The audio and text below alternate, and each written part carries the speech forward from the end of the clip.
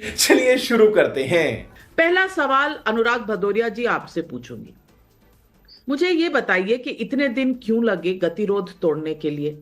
गतिरोध तो पहले दिन से टूटना चाहिए था।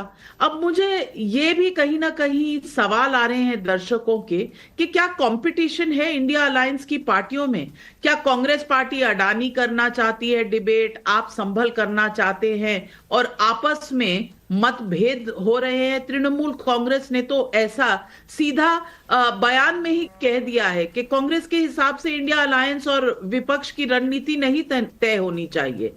ये इंडिया अलायंस अब एक साथ है, गतिरोध रोकने पर प्रतिबद्ध है। नाविका जी, पार्लियामेंट चलाने के लिए की जिम्मेदारी सरकार की होती है। पार्लियामेंट को ऑर्डर में लाने की जिम्मेदारी सरकार की होती है। सरकार अपनी जिम्मेदारी से नहीं भाग सकती। अपोजिशन का काम है कि जो जनता के मुद्दे हैं उनको पार्लियामेंट में उठाना और सरकार को अवगत कराना, सरकार को चर्चा करवाना, यही लोकतंत्र का हिस्सा है। लोकतंत्र को आप नहीं खत्म कर सकते। संभल में इतनी बड़ी घटना हो गई और लगातार इस पर चर्चा करने के लिए मांग करनी पड़ती है।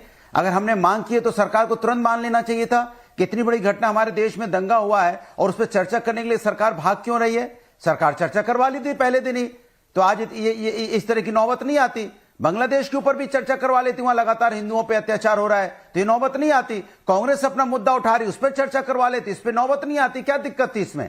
भाई इसके पहले भी तो जब वहां भारतीय जनता पार्टी जब विपक्ष में थी तो अरुण जेटली साहब और सुषमा जी क्या क्या करती थी कि भाई पार्लियामेंट को नहीं चलने देना भी एक लोकतंत्र का हिस्सा है, कहते थे। और पार्लियामेंट में ऑब्स्ट्रक्ट करना, पार्लियामेंट को इस तरह से अपने मुद्दे उठाना भी लोकतंत्र का हिस्सा है। तब भी तो पार्लियामेंट नहीं चलती थी, कई कई दिनों तक पार्लियामेंट नहीं चली है, तब तो सवाल नहीं उठा। पार्लियामेंट में जनता के मुद्दे उठाना और उस मुद्दों पे चर्चा करवाना ये जनता की जिम्मेदारी होती है। विपक्ष का काम है मुद्दा उठाना, चर्चा करवाना, सरकार की जिम्मेदारी है। सरकार अपनी जिम्मेदारी से भाग रही थी। अब सरकार को इस बात का एहसास हो रहा है कि लगातार ये पार्लियामेंट जो नहीं चलने देना है, कि समाज में इसका जो मैसेज जा रहा है वो सरकार के खिलाफ जा रहा है। लगातार सरकार कोई भी विपक्ष मांग करता है तुरंत उसको डिनाई कर देती है। फिर अपोजिशन को लगातार इसका हल्ला मचाना पड़ता है। पार्लियामेंट को आप आराम से नहीं, एडजर्न होगी 12 बजे तक, 12 बजे आएंगे तो बोले आज के लिए एडजर्न हो गई। क्यों भाई? ये पैसा खर्च होता है, कौन देगा? पार्लियामेंट पे करोड़ रुपए का खर्च होता है, जनता के पैसे का खर्च हो रहा है ना।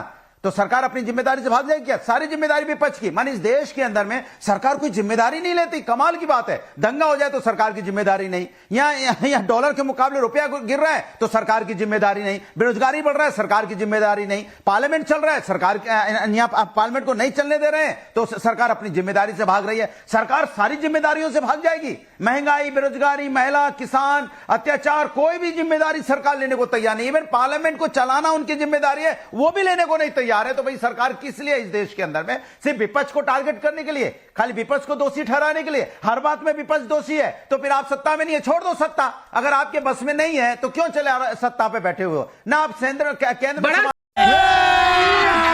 अभी मजा आएगा ना भिड़ो। देखिए नाविका जी, इंडी अलायंस में ना कोई मिशन है ना कोई विजन है, और जब से कांग्रेस महाराष्ट्र और हरियाणा के चुनाव हारी है तब से शुरू हो चुका है कंपटीशन। कंपटीशन ये है कि किसका होगा असली लीडरशिप पोजीशन, और इसीलिए जनता के मुद्दे, विपक्ष के मुद्दे, इनको बोलो एक मुद्दा तय करके तो बताए कि प्राथमिकता किस मुद्दे की है।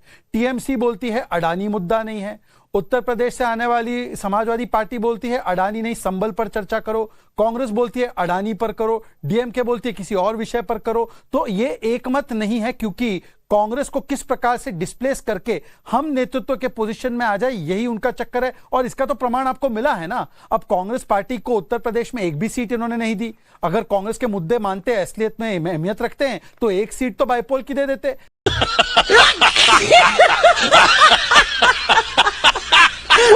जेएमएम ने डिप्टी सीएम पोस्ट नहीं दिया, जम्मू कश्मीर में एक पद छोड़कर और कोई देने को तैयार नहीं है। तृणमूल कांग्रेस ने तो अधिकृत रूप से बोला कि एलओपी का पद छोड़ दो, हम एलओपी बना देना चाहते हैं।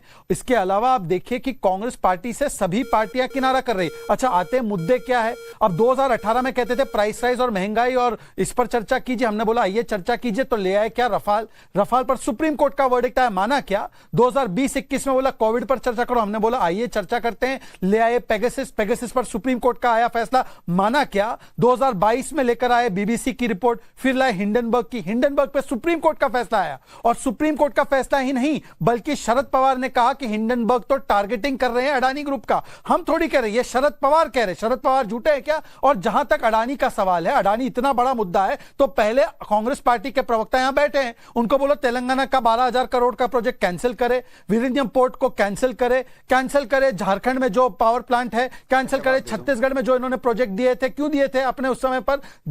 राजस्थान में 60,000 करोड़ का निवेश किया था, वो सात्विक था। और क्या अडानी 2014 के बाद बने? 2014 से पहले 6 SEZ project, thermal power plant, Indonesia में कोल माइन अक्वायर करने की परमिशन, ये सारी चीजें जो हुई वो यूपीए के जमाने में हुई। तो तब अडानी अच्छे थे और आज अडानी बुरे। और आखिरी तथ्य मैं बताता हूं, अधीर रंजन चौधरी का अधिकृत बयान है कि हम पार्लियामेंट में अडानी का मुद्दा इसलिए उठाते हैं क्योंकि अडानी हमें पैसे नहीं देते, अडानी बोरी भर पैसा हमको दे दे तो हम अडानी का मुद्दा छोड़ देंगे। मजा आया, और मैं ये जो मजा है हिंदुस्तान के हर व्यक्ति को देना चाहता हूं। अब मैं तहसीन से पूछना चाहता हूं कि शुद्ध रूप से आप बताइए कि अडानी इतना बड़ा मुद्दा है तो शरद पवार अडानी के साथ क्यों है? टीएमसी अडानी के मुद्दे पर आपके साथ क्यों नहीं है? इतना सा बता दीजिए।